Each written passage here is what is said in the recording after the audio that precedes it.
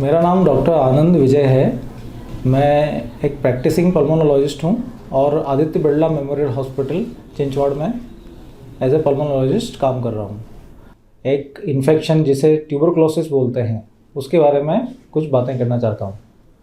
आज भी ये स्टेज है कि भारत में हर साल लगभग 20 से 25 लाख केसेस ट्यूबरक्लोसिस के होते हैं। ट्यूबरक्लोसिस एक बैक्टीरियल इन्फेक्शन है जो कि वर्चुअली हर अंग को ये इन्फेक्शन कर सकता है। जैसे कि बोन में ये जा सकता है, इंटेस्टाइन में ये हो सकता है, आँखों में ये हो सकता है, हार्ट में ये हो सकता है, हमारे ब्रेन में टीबी हो सकता है। लगभग शरीर के सारे अंगों को ही ये प्रभावित कर सकता है। लेकिन सबसे ज़्यादा जिस अंग को इन्फेक्ट करता है वो है लंग्स। जो लंग्स टीबी के केसेस होते हैं उनमें एक प्रोमिनेंट सिम्टम होता है खांसी। तो ये पेशेंट बहुत खांसते हैं। जब वो खांसते हैं तो उनके कफ में ये बैक्टीरिया बाहर निकलता है और हवा में फैल जाता है। तो इसी तरह से ये इन्फेक्शन एक पेशेंट से दूसरे पेशेंट में ट्रेवल करता है। लगभग हम सभी को ये इन्फेक्शन कभी ना कभी लाइफ में लग चुका होता है। इन्फेक्शन अंदर जाने का मतलब ये नहीं है कि हमें टीबी हो ही जाएगा। जनरली हम देखते हैं कि टीबी का इन्फेक्शन हमारे अंदर घुसने के बाद तब ज़्यादा एक्टिवेट होता है जब हमारे शरीर की इम्यूनिटी डाउन जाती है, चाहे किसी भी वजह से। आजकल की लाइफ स्टाइल इतनी स्ट्रेसफुल हो गई है कि हमारी इम्यूनिटी को वो असर करने लगी है। हम समय पे खाना नहीं खाते हैं, हम पूरा रेस्ट नहीं करते हैं, मानसिक तनाव बहुत ज़्यादा है। तो ये सब फैक्टर्स मिलकर हमारी इम्यूनिटी को कम कर देते हैं। और जब हमारी इम्यूनिटी कम होती है तब हमारे अंदर शरीर में घुसा हुआ वो बैक्टीरिया जो पहले कभी हमारे शरीर में चला गया था वो एक्टिवेट हो सकता है। और जब वो एक्टिवेट होता है तब हमें ट्यूबरक्लोसिस हो जाता है। क्योंकि लंग्स का ट्यूबरक्लोसिस सबसे ज़्यादा होता है तो उसमें हमें सबसे जो पहला सिम्टम आता है वो होती है खांसी। तो ये खांसी बहुत हल्की होती है शुरुआत में, थोड़ा पेशेंट खांसता रहता है, फिर धीरे धीरे उसको बुखार आ सकता है। इतना कम बुखार होता है कि पेशेंट को उसका पता ही नहीं चलता। हल्का बुखार, शाम के टाइम में आने वाला बुखार इसमें देखा जाता है। धीरे धीरे पेशेंट का वज़न इसमें कम हो सकता है।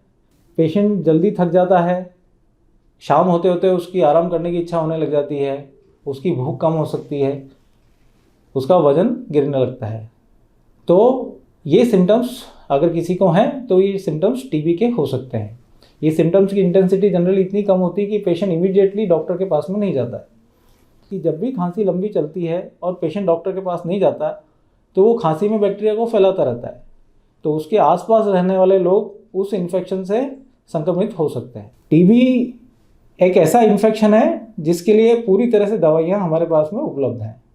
मतलब अगर हम दवाई लें तो इस इन्फेक्शन को पूरी तरह से क्योर कर सकते हैं। इसमें दवा थोड़ा लंबे समय के लिए चलती है, कम से कम 6 महीने के लिए, डिपेंडिंग आपके किस अंग में इन्फेक्शन हुआ है और आपके इन्फेक्शन की सीवियरिटी कितनी है और आपका दवाई के प्रति रेस्पॉन्स कैसा है।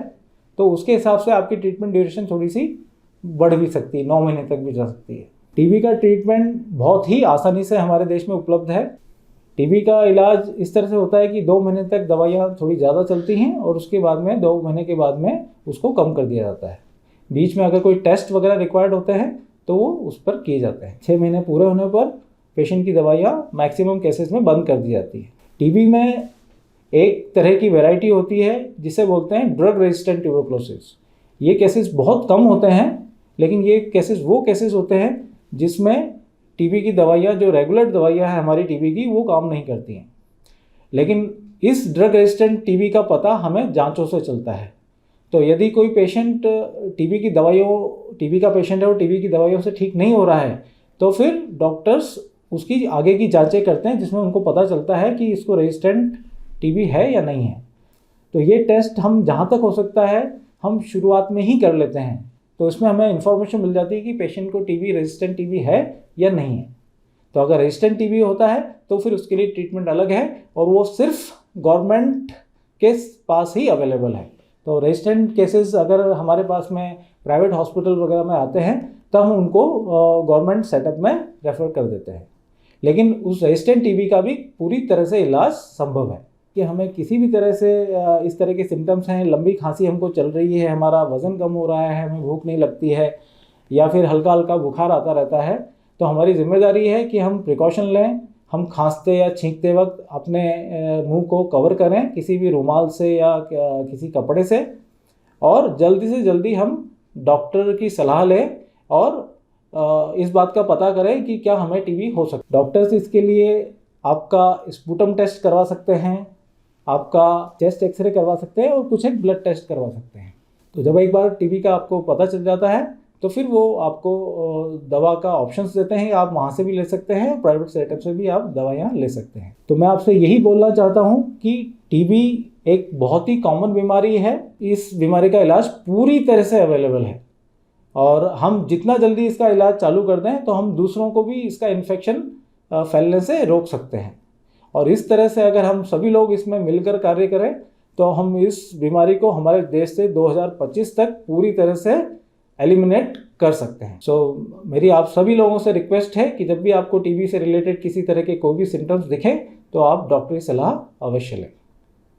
धन्यवाद।